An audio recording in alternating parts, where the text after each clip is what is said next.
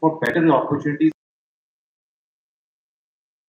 belong to Calcutta and want to have a house here, maybe as a retirement home for themselves 10 years, 15 years, 20 years down the road. Maybe their parents stay here and they want to give the retirement home. So it's more investment decision. Yes, Ikka Dukka, you will have maybe 5 or 10% out of this entire market where the investors are coming in, but it's not from the financial point of view.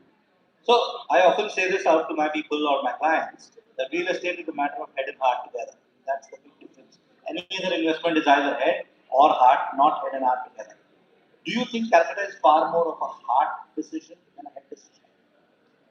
It's not a trick question, though. Absolutely, it's more of a hard decision. As I said, it's more an emotional decision, and you're not looking at कि मैं 100 रुपए लगाऊंगा तो मेरा बनेगा कितना 10 साल में. But when you're buying it for a certain use. Okay. So as you know, all of you know this. Yash, you know it as well.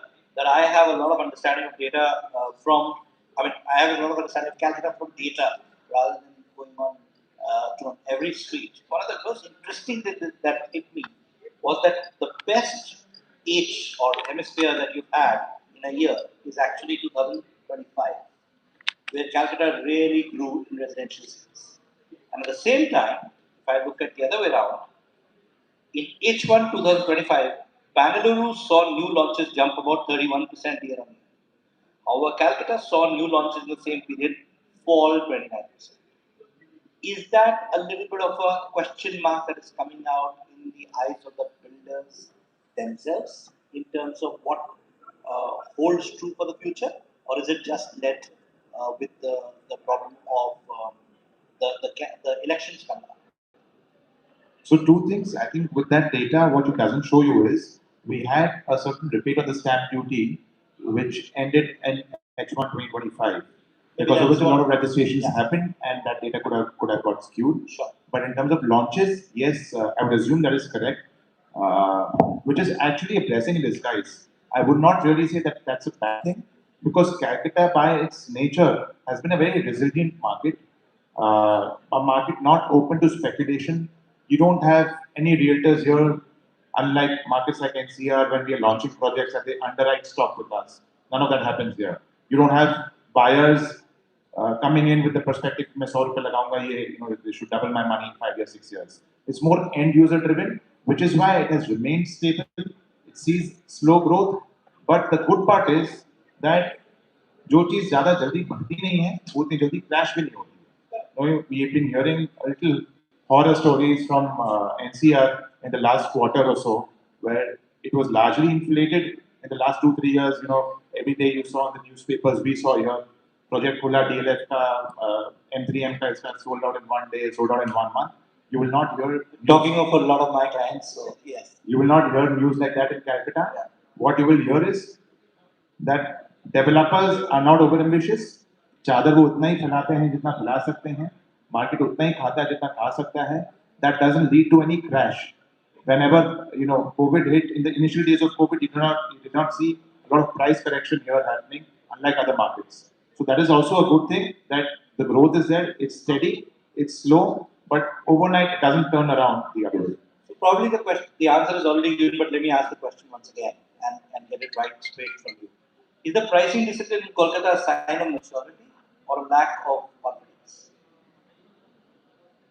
I think it's a mix of both. Okay. It's a mix of both. There is a lack of, आज बॉम्बे में for example दाम अगर बढ़ते हैं, एक बार में 5,000 रुपए 10,000 रुपए स्क्वायर फीट बढ़ती है. यहाँ पे हम लोग की फट जाती है. कोई डेवलपर को आप बोलो कि 5,000 6,000 रुपए स्क्वायर फीट में बढ़ाओ, अरे माल बिकेगा कि नहीं बिकेगा. So there is some sense of fear because of our legacy that is there. Sure, there's also a lot of price sensitivity as such. Price sensitivity, but one of your favorite words is that Calcutta buyers are not as price sensitive as value conscious they are.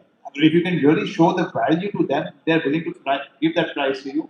The latest case in point for me personally is the curve. I get that. You broke barriers out there. So let me ask, with that great successful curve, what would you choose if you have to choose one within Calcutta? Affordable, value, luxury, or lifestyle? What will sell the most? I do all of them. I'm sure you do. What is your favorite? If you have to choose one of those children, so called? I know it's a difficult question, but So it's affordable, luxury, affordable, value, luxury, or lifestyle? value. Value. Because you That's could put a really- value in all of them. Yeah, that's true. But is the value seeker the most important buyer in Calcutta? All buyers are important. I know I'm being slightly diplomatic, but that is what I genuinely feel. Okay. आज कौन सा buyer value नहीं खोजता है? ठीक है, I'll let you escape this one, but I'll not let you escape the last two questions I have. So, a lot of city growth in real estate is often driven by infra. Right? What do you think? Has Calcutta real estate been benefited by real estate growth, or has it been actually depleted in growth because of infra? No, I think especially in the last decade, infra has really caught up. You see, metro lines have been extended. It has been connected to the airport. Where we are in Rajarhat, you have excellent connectivity coming in. So that has definitely aided the growth of real estate and the absorption of real estate. No doubt about that. Having said that, I think there's scope for improvement. We just spoke about a lot in the last panel I was hearing that a lot of lands have got unlocked, especially on Ganges and even Parakor and once you go far off. Why is that happening? Because today you can go from Sialda to Sector 5 in under 20 minutes in the metro station. So infrastructure is definitely contributing to that. So is it about catching up or is it actually leading with infrastructure? Yeah. So most of India is anyway catching up. But I'm saying within India, if you were to compare versus various metros that you keep going to, is infra catching up to the real estate growth that is already there? Or is it the other way around that the infra is ready and then real estate is ready? It's catching up. More of catching up, yeah. Okay, more than the other cities as well. Okay, great. The last question, and I probably feel it's going to be the most fiery one, and you may want to dodge a little bit of this, but I'll ask you. Has Calcutta's real estate fortune in the last 1 year been driven or been underdriven or overdriven, whichever way you look at it, because of political scenario and because of the elections? Wow. So election is. I hope there is nobody catching this one out. Election is the hottest topic in Calcutta. We're all waiting for the 4th of May. And say, trust me, everybody in Mumbai, everybody in Delhi, everybody in Haryana is talking about it. But I think if I'm to buy a home today as a primary home user, maybe I've got married or I've got children, it doesn't matter what kaun si sarkar hai. If I have to buy a home, I will buy a home. Okay. So, and from the business angle, I'm a businessman.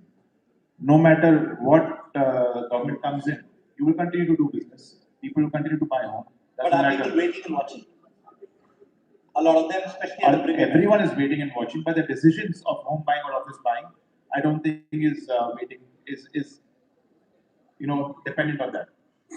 So whatever. A lot of people say though outwardly कि यार 4th May को देखेंगे कौन सी सरकार आएगी उसके basis पे सोचेंगे क्या करना है नहीं करना है, but this is just an outward projection. Inwards, it cannot be. If you have to buy a home, you buy a home. Doesn't matter which government there is.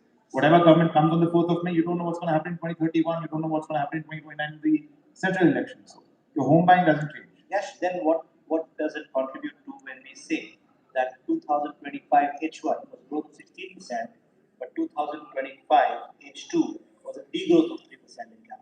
What could the reason be in that? I think the biggest thing in that is the rebate. The stamp duty rebate. Okay. We launched in H2 the curve, and we know what sales we got. We know what sales we've got in the other projects. I don't see there's been a tremendous difference, anything suggesting what the numbers are saying. Okay. And any predictions? Will the fate of which government comes in decide whether real estate goes up or down, or is it going to remain? Only God will tell us a story after 4th of May. Okay, great enough. That ends my chat or my bilateral chat with you. I'm happy to open. We have some minutes out there.